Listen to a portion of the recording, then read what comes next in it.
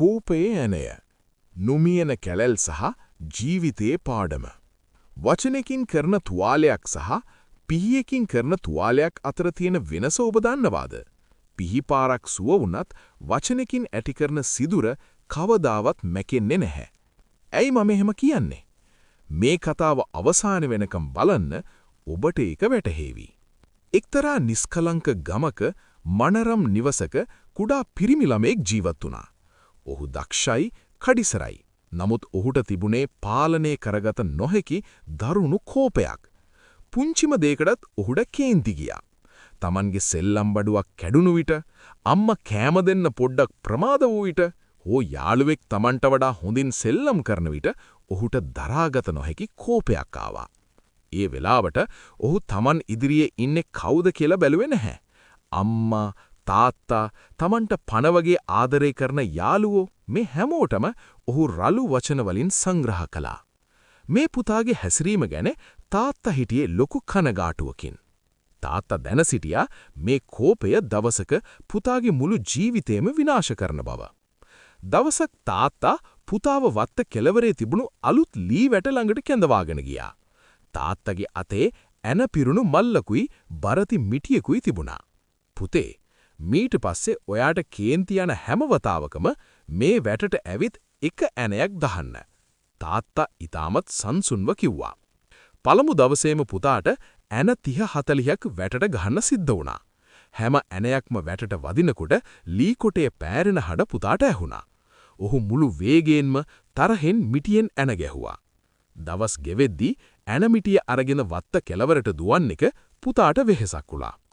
Tamanගේ කේන්තිය පාලනය කරගන්න එක අර වැටට ඇන ගහනවට වඩා ලේසි බව ඔහුට ටිකෙන් ටික වැටහෙන්න පටන් ගත්තා.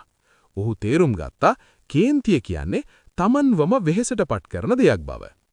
සති කිහිපයකට පස්සේ පුතාට එකම ඇනයක්වත් ගහන්න අවශ්‍ය වුණේ නැති දවසක් උදා වුණා. ඔහු ජයග්‍රාහී ලීලාවෙන් තාත්තා ළඟට දිව්වා. තාත්තේ, අද මම එක ඇනයක්වත් ගැහුවේ නැහැ. මම මගේ කේන්තිය ජයගත්තා. තාත්තා මෘදු ලෙස සිනාසුණා. ඊටාම හොඳයි පුතේ. හැබැයි තව එක දෙයක් තියෙනවා. දැන් ඔයාට කේන්ති නොගෙන ඉන්න පුළුවන් හැම දවසකම වැටේ ගහපු ඇනවලින් එකක් බැගින් ගලවලා දාන්න. පුතා ඒ අභියෝගයත් බාරගත්තා. කාලය වේගෙන් ගෙවිලා ගියා. වැටේ තිබුණු අවසන් ඇනයත් ගලපපු දවස පුතා ආයෙමත් තාත්තව කැඳවාගෙන ආවා. බලන්න තාත්තේ, දැන් වැටේ එකම ඇනයක්වත් නැහැ. මම දැන් සම්පූර්ණයෙන්ම වෙනස් වෙලා. මගේ හිත දැන් සංසුන්.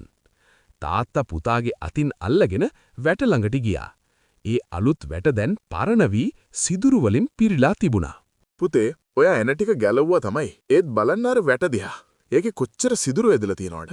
මේ වැට ආයෙත් කවදාවත් කලින් තිබුණා වගේ ලස්සන සිනිදු වැටක් වෙන්නේ නැහැ. ඔයා කේන්තියෙන් කාට හරි වචනයක් කිව්වම ඒ කෙනාගේ හිතෙත් මේ වගේම පෑරුණු සිදුරක් ඉතිරි වෙනවා. තාත්තා වැටේ තිබුණ එක සිදුරක් ඇඟිල්ලෙන් ස්පර්ශ කරමින් පුතාගේ ඇස් දෙස කෙලින්ම බලන් මෙහෙම කිව්වා. ඔයා ඒ කෙනාගෙන් පස්සේ සමාවිල්ලුවත් මට ඒක අමතකයි කියලා ඒ කෙනා කිව්වත් හිත ඇතුලේ ඇතිවුණු ඒ කැළල කවදාවත් මැකෙන්නේ නැහැ. මතක තියාගන්න පුතේ, වචනය කියන්නේ හරියට විසි කරපු ගලක් වගේ. ඒක ආපහු ගන්න බෑ. ඒකෙන් ඇතිවුණු තුවාලේ සුව කරන්න පුරුවම් වුණත් ඒකේ සලකුණ සදහටම පවතිනවා. මිනිස්සුන්ගේ හිත කියන්නේ හරිම මෘදු දෙයක්. ඒව මේ වැට වගේමයි. එක සැරයක් සිදුරු වුණොත් ආයේ තිබුණ වගේ කරන්න කාටවත් බෑ. එදා ඉඳන් ඒ පුතා කතා කරන්න කලින් දෙපාරක් හිතන්න පුරුදු වුණා. වැටේ තිබුණු සිදුරු දකින හැම වෙලාවකම ඔහුට මතක් වුණේ Taman ආදරය කරන මිනිස්සුන්ගේ හිතවල සිදුරු ඇති නොකර රැකගන්න එක කොයිතරම් වටිනවාද යන්නයි. ඔහු දැන් ගමේ සිටින සංසුන්ම සහ ආදරණීයම දරුවා බවට පත්වෙලා. අද දවසේ ඔබ කාට හෝ කේන්තියෙන් වචනයක් කිව්වනම්, නැත්තම් හිත රිදෙන දෙයක් කිව්වනම් ඒ ගැන හිතන්න. ඒ ඇනේ ඔබ ගැලවුවත් තුවාලේ තවම පවතිනවා. සමාව ඉල්ලන්න කිසිම පරක්කුවක් නැහැ. වැටේ සිදුරු වහන්න බැරි වුණාට ඔබේ ආදරය සහ කරුණාවෙන් ඒ කැලල් මකා ගන්න ඔබට පුළුවන්. අදම ඔබේ ආදරණීයයන්ගෙන් සමාව ඉල්ලන්න. අලුතින් ජීවිතේ පටන් ගන්න. අපේ ජීවිතවලට දැනෙන සිතට වදින මේ වගේ කතා හැමදාම අහන්න කැමති නම් අනිවාර්යෙන්ම හිත වයිබ් අපේ YouTube channel එක subscribe කරන්න.